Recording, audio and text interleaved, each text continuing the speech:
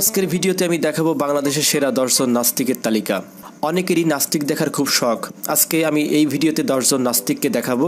সৃষ্টিকর্তাকে যারা অস্বীকার করে, যাদের কোনো ধর্ম নেই, তারাই হচ্ছে নাস্তিক। তো চলুন আজকের ভিডিওতে আমি আপনাদেরকে বাংলাদেশের জন্ম নেওয়া 10 জন নাস্তিকের সঙ্গে পরিচয় করিয়ে দিই। নাম্বার 1, নাস্তিক আহমেদ শরীফ। নতুন প্রজন্মের অনেকেই এই নাস্তিকের নাম জানে না। তার একটি বিখ্যাত উক্তি হচ্ছে, পুরুষদের যদি সততা দরকার না হয় তবে নারীদের সতীত্বের কেন দরকার? নারীরাও যেমন খুশি তেমনিভাবে যৌনাঙ্গ বিলাতে পারবে। তবে স্বঘোষিত নাস্তিক হলেও সে মানুষের ধর্মীয় অনুভূতিতে আঘাত দিত কম। তার ইচ্ছা মেনে মৃত্যুর পর তার জানাজা এবং কবর কোনোটাই হয়নি।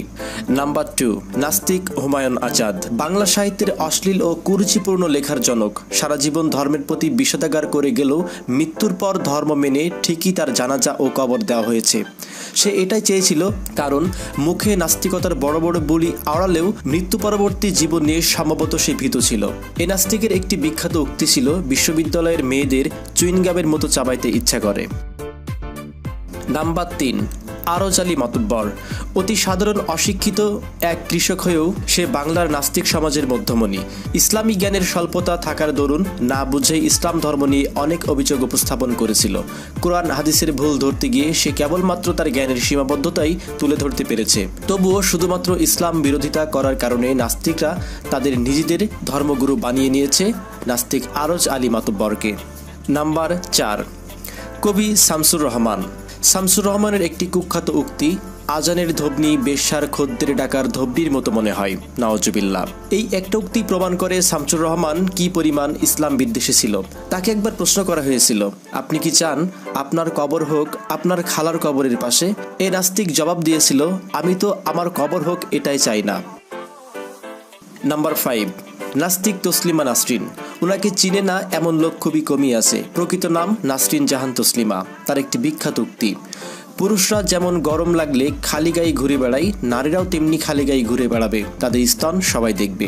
সুনীল গঙ্গোপাধ্যায়, রুদ্র মোহাম্মদ, সৈয়দ শামসুল হক, মিনার মাহমুদ সহ আরও অসংখ্য পুরুষ বৈধ অবৈধভাবে তাকে ভোগ করেছে বলে তসলিমা নাসরিন তার আত্মজীবনীতে অভিযোগ করেছে। সে কি মাপের ইসলাম বিদ্বেষী ছিল সেটা কাউকে বুঝিয়ে বলার প্রয়োজন দেখি না।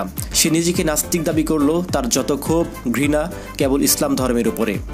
সনাতন ধর্ম কিংবা খ্রিস্ট ধর্ম কিংবা ইহুদিদের নিয়ে তার কোনো মাথা ব্যথা নাই।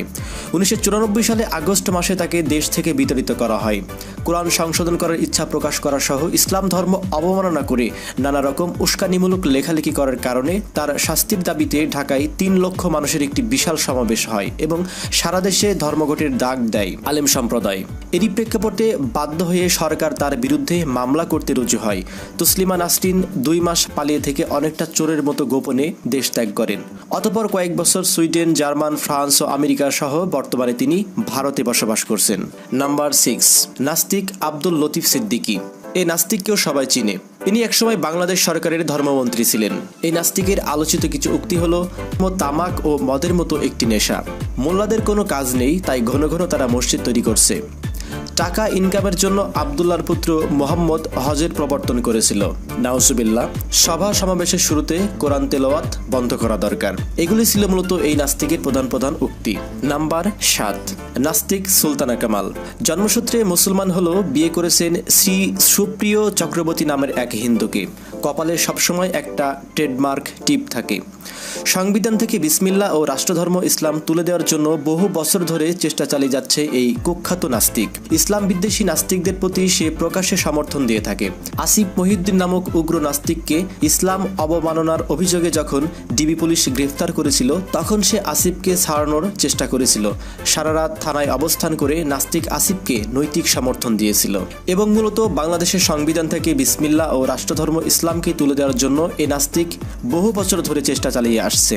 নাম্বার 8, বাংলাদেশে জন্ম নেওয়া আরেকজন কুখ্যাত নাস্তিকের নাম হলো অধ্যাপক মুনতাসির মামুন।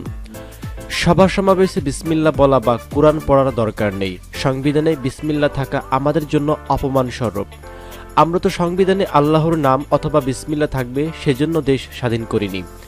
ধর্ম যেমন ভণ্ডামি, তেমনি মৌলবাদীদের সব ভণ্ডামি। বঙ্গভবনের দেওয়ালে কোরআন শরীফের আয়াত লেখা থাকবে, এটি একটি চরম ভণ্ডামি বলে মন্তব্য করেছিলেন এই কুখ্যাত নাস্তিক মুনতাসির মামুন। মুনতাসির মামুনের আরেকটি দুঃসাহসী মন্তব্য ছিল, এদেশে একজন মুসলমান যতদিন থাকবে ততদিন পর্যন্ত আমাদের সংগ্রাম চলতেই থাকবে। নাম্বার 9, বাংলাদেশে জন্ম নেওয়া আরেকজন বিখ্যাত নাস্তিকের নাম শাহরিয়ার কবির। তার উল্লেখযোগ্য বেশ কিছু মন্তব্য হলো, সরকারি টাকায় মসজিদ মাদ্রাসা হতে পারে না। আরেকটি মন্তব্য ছিল, ৭১ কি আমরা যুদ্ধ করেছি স্বাধীন বাংলাদেশে রাষ্ট্রধর্ম রাখার জন্য, এজন্য যদি রাষ্ট্রধর্ম থাকে তাহলে পাকিস্তানকে ভাঙার কি দরকার ছিল। তবে এই নাস্তিক বাংলাদেশের সংবিধান থেকে রাষ্ট্রধর্ম ইসলামকে তুলে দেওয়ার জন্য বহুদিন থেকে প্রচেষ্টা চালিয়ে আসছে। তবে নিজে এখনো পর্যন্ত আত্মস্বীকৃতি না দিলেও তার ইসলাম বিরোধী কর্মকাণ্ড ও ধর্মের প্রতি বিষাদগার বক্তব্যের কারণে বাংলাদেশের আলেম সম্প্রদায় তাকে নাস্তিক হিসাবে আখ্যায়িত করেছে।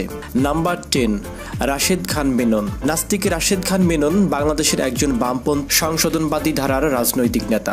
এছাড়াও তিনি বাংলাদেশ ওয়ার্কার্স পার্টির নির্বাচিত সভাপতি। তিনি শুরু থেকে ইসলাম ধর্মের নানা বিষয় নিয়ে কটাক্ষ করে মন্তব্য করতে থাকেন। ইসলাম ধর্মের বিরুদ্ধে বক্তব্য দিয়ে তিনি বারবার সমালোচনায় এসেছেন। তার উল্লেখযোগ্য বক্তব্য ছিল, ইসলাম ধর্মের নীতিকে তিনি মোল্লা নীতি এবং কওমি মাদ্রাসাকে বিষ বৃক্ষ বলে মন্তব্য করার কারণে তিনি দেশব্যাপী সমালোচনার মুখে পড়েন।